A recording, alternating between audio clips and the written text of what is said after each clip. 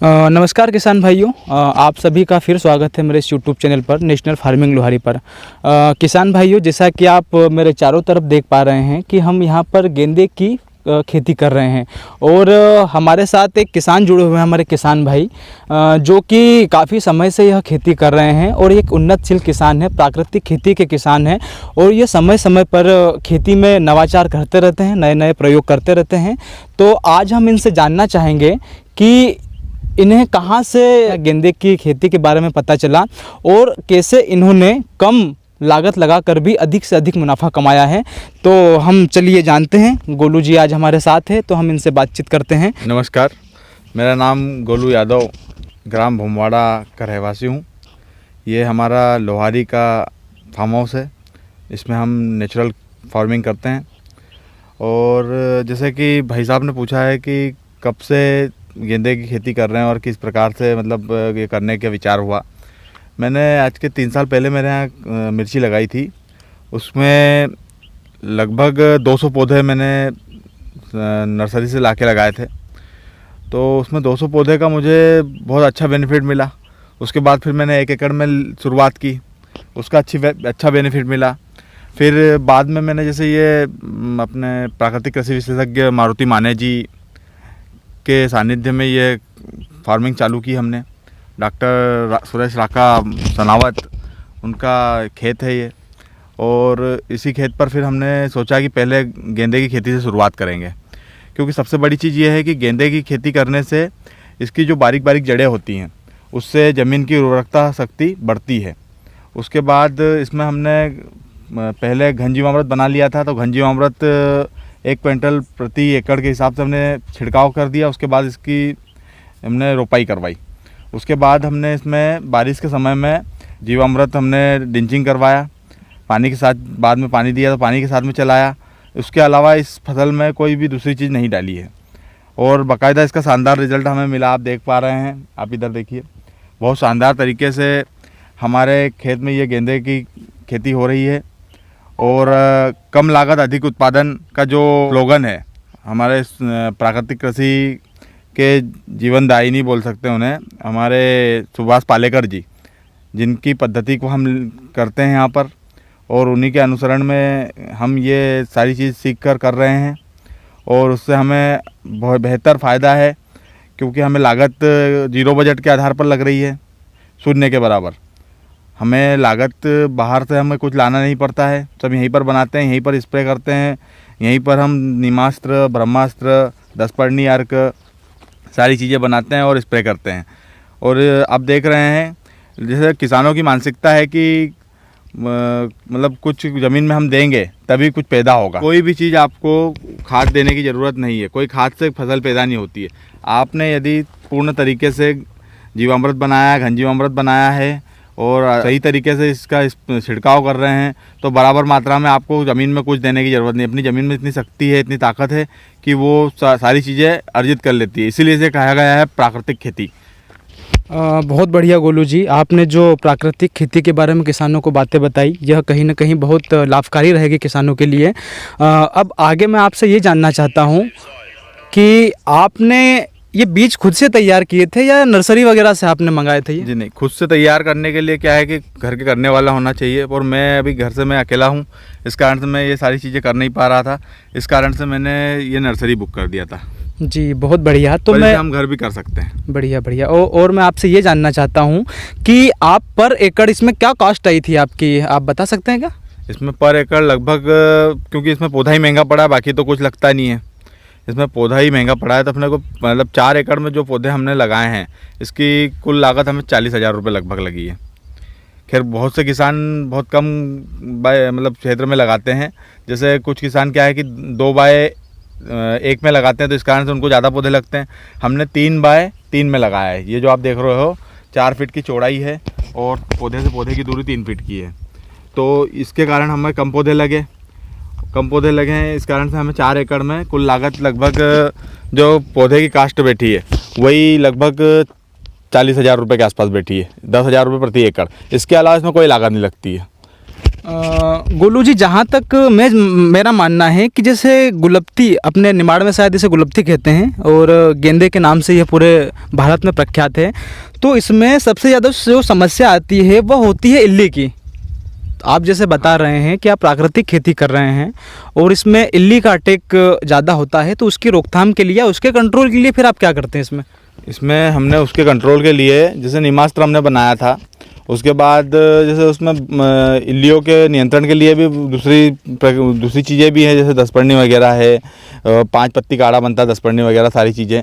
तो हमने क्या किया था, जो नीमास्त्र बनाया था उसी में आधा किलो तंबाकू, 200 लीटर पानी में आधा किलो तंबाकू घोल दी थी और उसका हमें इतना बेहतर रिजल्ट मिला कि हमें कोई दूसरी दवाई छिड़काव करने का या दूसरी बनाने की ज़रूरत नहीं पड़ी। हमने नीमास्त्र में ही मतलब 2 किलो गाय का गोबर, 5 से 7 लीटर गौमूत्र लिया था और लगभग 150 लीटर पानी लिया था और उसी में हमने बाद में मतलब 8 से 10 किलो नीम की पत्ती डाली थी और उसके बाद मैंने आधा किलो उसमें तंबाकू डाली थी और उसका मिश्रण 2 दिन तक रहने दिया था। उसके बाद मैंने उसको छान कर स्प्रे किया था, तो उससे मुझे बहुत शानदार रिजल्ट मिले।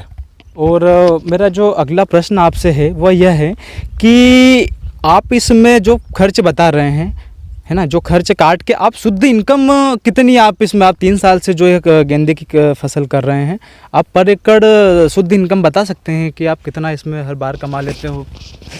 ऐसा है कि पहले साल तो मैंने जब 200 पौधे लगाए थे तो उसमें मेरा 140 रुपये किलो गया था, तो उसमें मुझे बहुत ज़्यादा मुनाफा हुआ था। बाकी उसके बाद से क्या हुआ कि बहुत से किसान लगाने लग गए हैं और मार्केट में माल ज़्यादा मतलब होने की वजह से भाव में थोड़ी कमी रही, तो लगभग फिर भी 50 रुपये किलो दीपावली पे मुझे आराम से मिल जाता है। बाकी समय पे 15 से 20 रुपये किलो, 25 रुपये किलो तक भी मिलता है, तो पुर जाता है।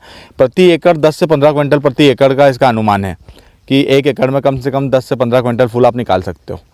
और यदि मान लो इसमें 10,000 रुपये की 15,000 रुपये लागत कॉस्ट करते हैं अपन मजदूर मिला के, तो भी अपने को ये पुर रहा है। वो पुर कैसे रहा है, जैसे 25 रुपये किलो भी यदि जाता है रेगुलरली, तो 10 क्विंटल 25,000 का हो रहा है।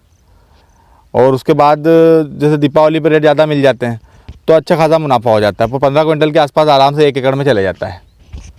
और अभी जैसे दीपावली आने ही वाली है, अभी मतलब 22 अक्टूबर को धनतेरस है और धनतेरस के 1 दिन पहले से ही मैं इसकी हार्वेस्टिंग चालू कर दूंगा।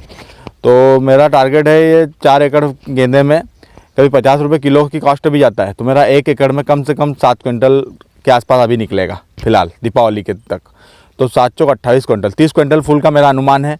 और 50 रुपये केजी भी जाता है तो कम से कम 1,50,000 रुपये का मैं अभी फूल दूंगा। अभी तक मैंने इसमें से मतलब ये मान के चलिए बड़ी मुश्किल से नहीं के बराबर माल बाहर दिया है, क्योंकि अभी ये चालू हुआ और फिर दीपावली के लिए मैंने स्टोर कर रहा हूँ इसको। गोलू जी, जैसा मैं देख पा रहा हूँ कि जो फूलों का जो साइज़ बना है और जो पौधे की ग्रोथ हुई है, ये वाकई गजब हुई है। तो मुझे तो नहीं लग रहा है कि आपने प्राकृतिक खेती से किया है, लेकिन मैंने सुना भी था कि आप काफ़ी समय से प्राकृतिक खेती से जुड़े हुए हैं एवं तमाम प्रकार की आप जानकारियाँ गांव के किसान व आसपास के किसानों को भी प्राकृतिक खेती के बारे में देते हैं। तो आप क्या सुझाव देना चाहेंगे हमारे किसानों को? और आप एक चीज़ ये भी बताइए कि आपने जो हटके काम किया है, एक ट्रेडिशनल जो फार्मिंग जो किसान करते आ रहे हैं, जैसे हमारे निमाड़ में गेहूँ हो गया, चना हो गया, कपास हो गया, मिर्च हो गई, इसके अलावा आप उन्हें क्या सजेस्ट करेंगे कि वो इस खेती पर आएँ और अधिक से अधिक फ़ायदा कमा सकें? प्राकृतिक कृषि मतलब अपने को बाहर से कुछ नहीं लाना है। एक गाय हमारे पास हो तो 30 एकड़ ज़मीन खेती कर सकते हैं हम बिना लागत में। जो उसमें बहुत सारी मतलब 4-5 चीज़ें ऐसी हैं जो घर की हमेशा ही लगती है। जैसे गुड़ है तो सस्ते में हमारे गांव में मिल जाएगा, या फिर गुड़ के अलावा यदि अपना गन्ना कोई किसान लगाता तो गन्ने का के और गन्ना काम दे देगा गुड़ की बजाय। दूसरी चीज़ उसमें मिट्टी लगती है हमें पीपल के या बड़ के झाड़ के नीचे की, क्योंकि वो मिट्टी सजीव मिट्टी होती है, उसमें ज़्यादा जीवाणु पाए जाते हैं। दूसरी चीज़ गाय का गोबर लगता है हमें, तो और गाय का गौमूत्र लगता है, तो ये तो हमारे लिए निःशुल्क है क्योंकि हम किसान हैं, गाय तो पालते ही हैं। ये सारी चीज़ें उसमें जीवामृत, घन जीवामृत इनमें बनाने में लगती है। नीमास्त्र है, दसपर्णी है और ब्रह्मास्त्र है, इन सारी चीज़ों में यही चीज़ हमें लगती है। इसकी डिटेल बताऊंगा तो बहुत समय लगेगा आपको, इसके भी आप आइए विजिट कीजिए तो आपको मैं और बाद में इसके बारे में पूरी जानकारी दूंगा।